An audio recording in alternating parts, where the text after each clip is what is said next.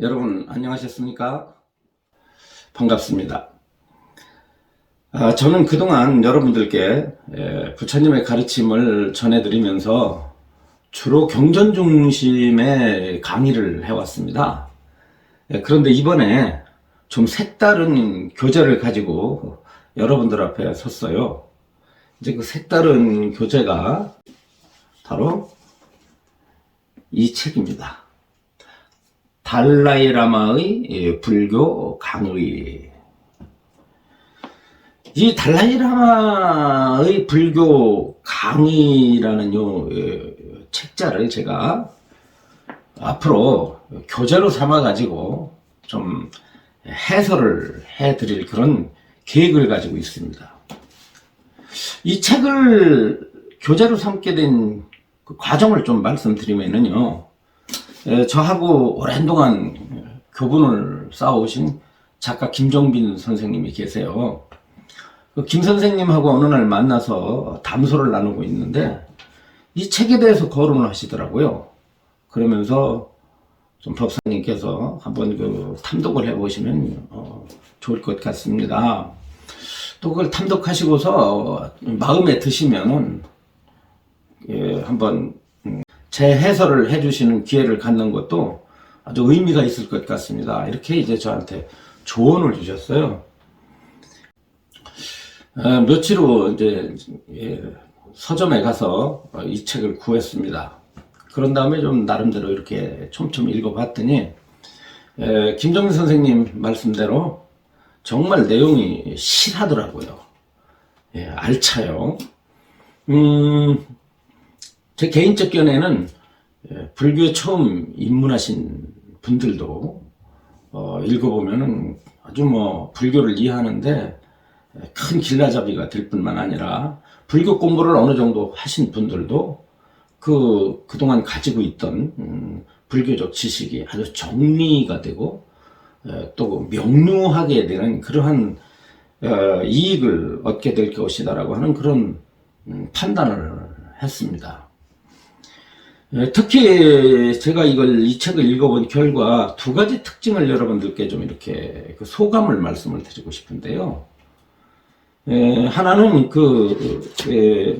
이 형식이 초기 불교부터 대승 불교를 쭉 이렇게 설명해 나가시면서 어떤 핵심 사상을 가지고 회통을 하고 있다는 점입니다.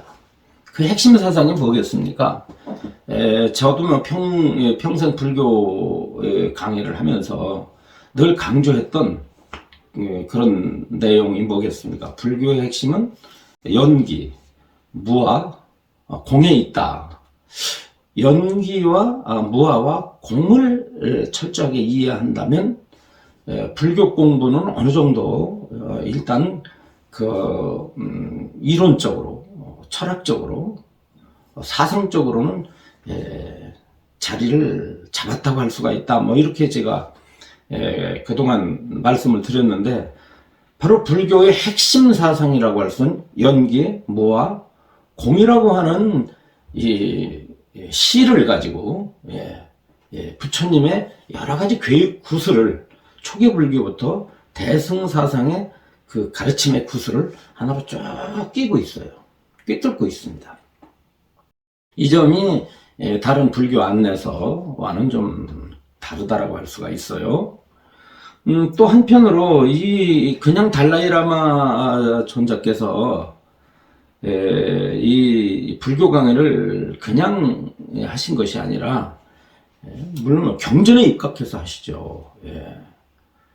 제가 항상 아쉬웠던 게 뭐냐면 우리 한국 불교에서 설법을 하시는 분들이 대부분이 경전에 이렇게 근거를 하지 않습니다. 경전 강의하시는 분들이 별로 없고 설법을 하시더라도 경전에 근거해서 경전 구절을 인용해 가지고 그 구절을 참 사람들에게 이해시키고 납득시키고 하려고 하는 노력들을 하지 않습니다. 그냥 좀 심한 표현으로 주먹구구식으로 그냥 설법하고 말지 않습니까?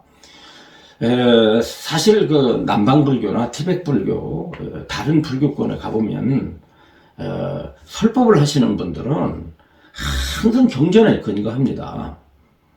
경전에 근거하지 않으면 설법의 명확성도 떨어질 뿐만 아니라 개인의 어떤 의견에 지나질 않아요. 개인 체험이나 개인이 가지고 있는 어떤 그 불교관에 지나질 않기 때문에 반드시 설법은 경전에 근거해야 한다는 것이 저희의 평소의 그 일관된 입장이었는데, 달라이라마 존자는 불교 강의를 그냥 하지 않고 부처님께서 설하신 경전을 근거로 해서 인용을 해가지고 강의를 하고 계십니다. 그런데 이제 이 강의를 하시는데도 그냥 경전 구조를 인용한 것이 아니라 두 종류의 그 텍스트를 인용하셔요. 하나는 빨리어 텍스트, 또 하나가 이제 산스크리트어 텍스트입니다.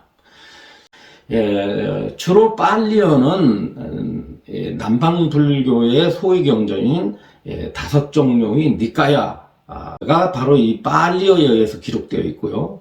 그리고 이제 이 북방 불교, 대승 불교의 경전들은 산스크리트어로 이렇게 쓰여져 있습니다.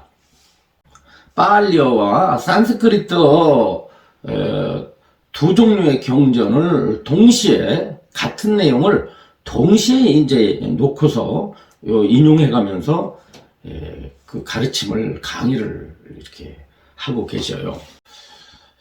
그러다 보니 이 내용이 좀 고급스럽습니다.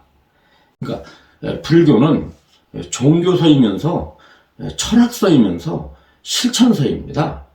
그런데 이 책은 좀 격조가 높다 보니까 아주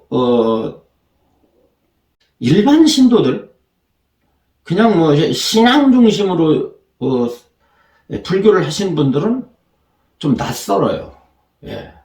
워낙 말씀이 좀 어떻습니까? 이렇게 좀 논리적이고 체계적이고 또 이 철학적 어떤 깊이를 가지고 사유를 해서 이렇게 강의를 하시기 때문에 믿음적 차원에서 불교를 하신 분들은 입문서라고 하지만은 이해하기가 좀 어렵습니다. 또 제가 그렇기 때문에 요 달라이라마 존자께서 강의하신 내용임에도 불구하고 그런 분들을 위해서 제가 제 해설을 하기로 한 그 이유도 사실은 거기에도 좀 있다고 볼 수가 있습니다. 저는 평소에 이 달라이라마 존자를 무척 존경해 왔습니다. 이분이요, 참 불교적 지식이 아주 해박하십니다. 그냥 해박한 것이 아니라 아주 그 깊이가 있으시죠.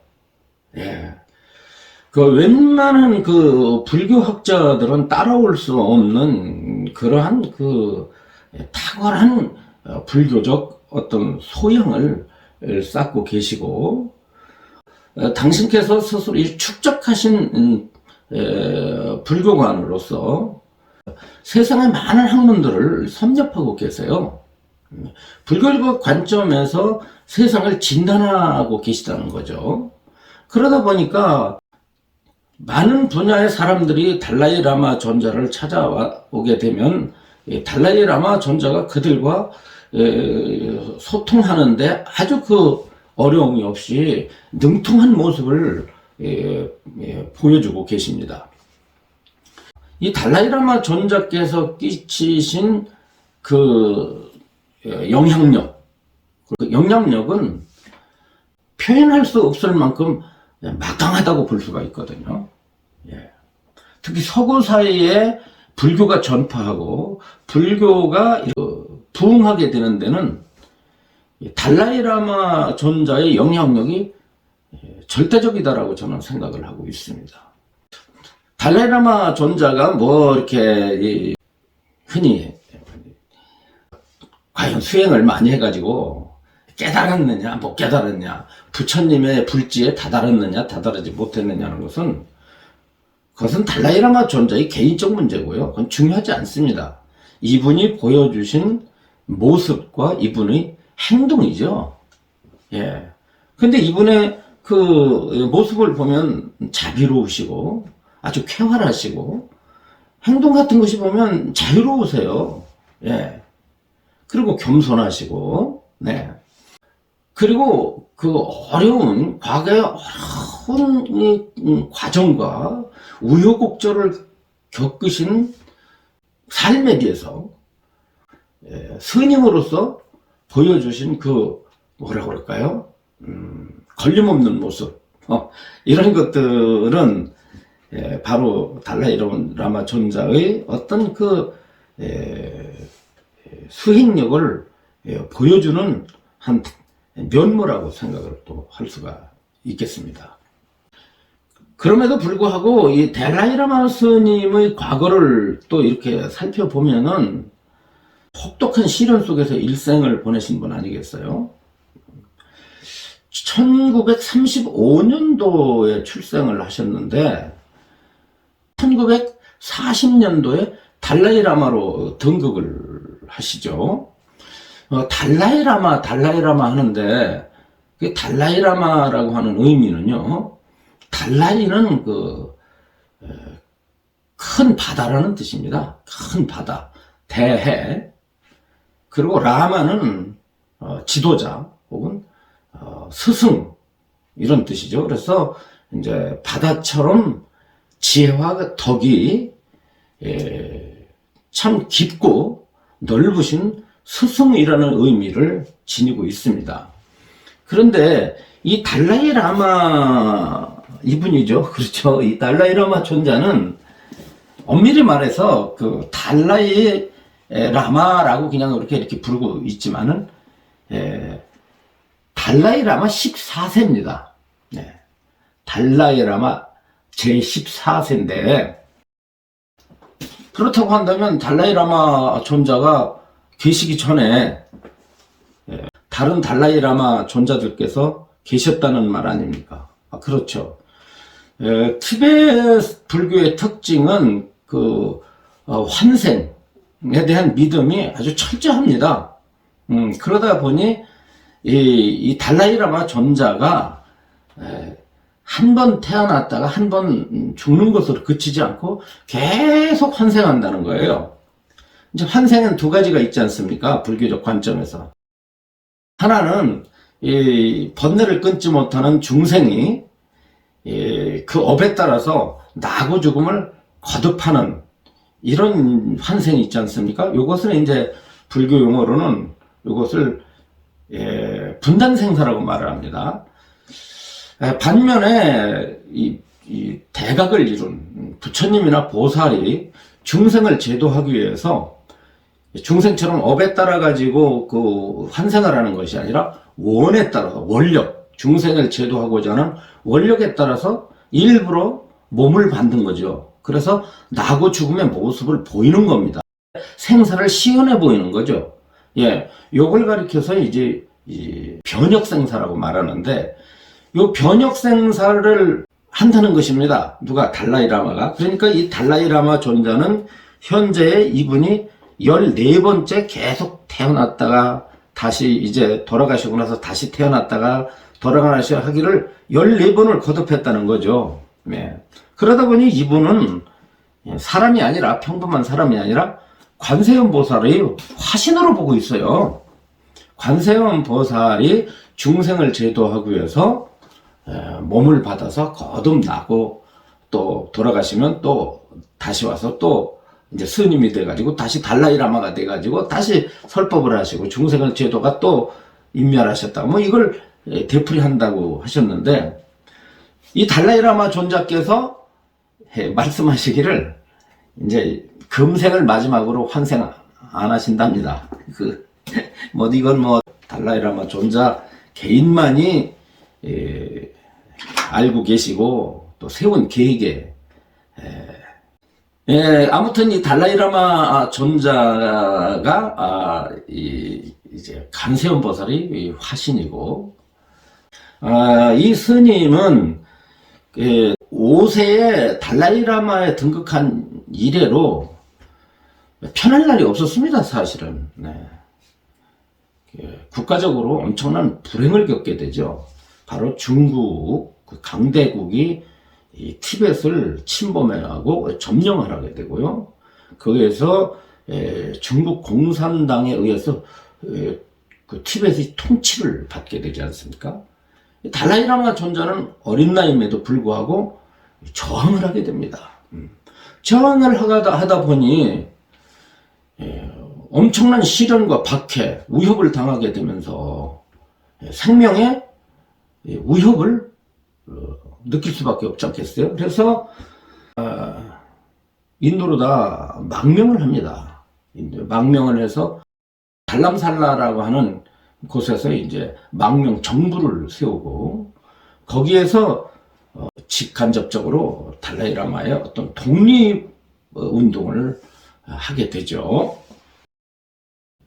그러면서도 스님으로서 끊임없이 이제 설법을 하시면서 이분의 말씀을 듣고 또 이분의 말씀에 의해서 감동을 받은 많은 사람들이 제자가 되기도 하고 또 이분이 바로 그 티벳의 정치 지도자 아닙니까? 정치 지도자, 불교 지도자이면서 정치 지도자이잖아요. 달라이라마는 사실 티벳의 정치 지도자이면서 종교 지도자입니다. 그런데 이분 보시면은 그냥 티벳의 정치 지도자, 티벳의 영적 지도자로 끝나지 않고 이제는 세계적인 영적 스승으로 추앙받고 있어요.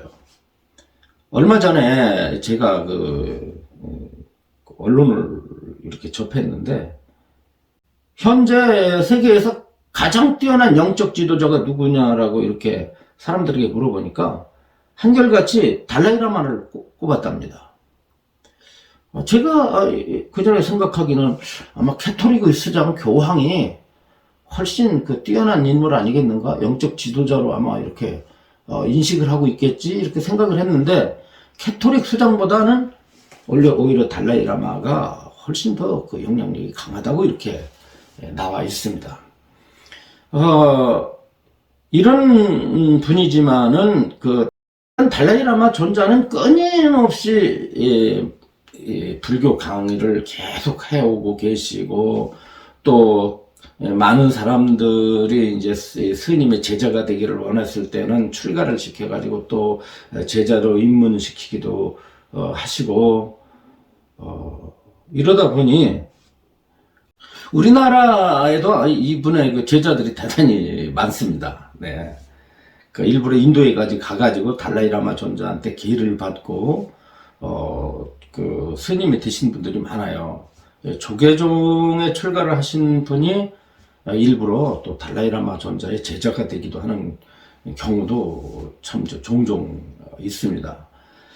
이분께서 한국 불자들에게 당부하신 말씀 한 가지가 있죠. 아주 재밌는 그런 말씀이십니다. 한국 불자들 제발 좀 불교 철학을 공부하시고 불교 논리학을 공부하세요. 이렇게 당부를 하셨어요. 우리나라의 이제 불자들이 달라이라마 존자가 훌륭하다고 하니까 인도에 가서 이제 달라이라마 존자를 친견하게 되는 경우가 있었겠죠. 달라이라마 존자가 한국 불자들에게 그렇게 말한 겁니다. 제발 한국 불자들 믿음은 견고한데 한마디로 달라이라마 존자는 그렇게 표현 안 했지만 너무 무식해 그 말 아닙니까? 불교 교리를 모른다. 그리고 불교 교리를 알아도 너무 피상적이고 단편적이다. 그러니 당신들이 믿음을 가지고 있다면 당연히 부처님의 가르침이 무엇인지 심도 있게 공부 좀 해라. 불교 철학을 공부하라고 그랬습니다. 또 불교 논리학을 공부하라고 그랬어요. 네. 근데 이제 대부분들은 불교는 믿음을 중심으로 수행을 중시한 분들은 불교 철학 그러면 머리로 하는 거 좀 건조한 어떤 이론 이렇게 생각하지 않습니까? 전혀 그렇지 않습니다. 부처님은 엄밀히 말해서요. 이 철학적 사유를 통해서 깨달으신 겁니다. 네. 선정을 통해서 깨달으셨지만 그 선정으로 끝나는 게 아니에요. 선정을 통해서 진리를 발견하신 것이 아니라 진리와 관계에 대해서는 많은 생각을 하신 겁니다. 하셔서 결론을 도출하신 그런 내용들입니다. 그렇기 때문에 철학적 사유가 빈곤한 우리들은 부처님의 어떤 아주 그 진리와 직결되어 있는 철학적 사유를 우리가 배움으로 인해서 우리들이 어떻습니까? 바로 불교를 알게 되고, 불교를 통해서 자아와 세계의 진실한 모습을 발견할 수 있다고 이렇게 생각을 하는 것이죠. 아무튼 제가 앞으로 이 책을 가지고 해설을 할 텐데요. 여러분들 공부하고자 하시는 분들은 이 책을 좀 준비를 하시는 것이 좋을 듯 싶습니다. 한 가지, 이 책을 제가 앞으로 해설하는 데 있어서 이 페이지수가 무척 많습니다. 좀 두꺼워요. 두껍기 때문에 이거 다 하나하나 뭐 읽어가면서 이게 해설을 하다가는 어느 시절에 하시절에 이게 끝이 날지 모르겠습니다. 그래서 요품 제가 읽어보면서 이제 이 부분은 반드시 좀 이렇게 해설을 필요로 하겠다라고 하는 부분을 제가 이렇게 뽑아가지고 여러분들께 설명을 드리겠습니다. 요품을 뽑아서 여러분들에게 이제 설명을 해드린다는 점, 이 점을 좀 기억해 주시기 바랍니다. 앞으로 일주일에 한 번씩 여러분들과 함께 만날 어떤 계획을 갖겠고요. 여러분들 주변에 부처님의 가르침을 듣고자 하는 사람들이 계시면은 인연을 맺게 해서 함께 공부할 수 있는 기회를 갖도록 도와주시기 바랍니다. 오늘은 이 정도 마치도록 하겠습니다.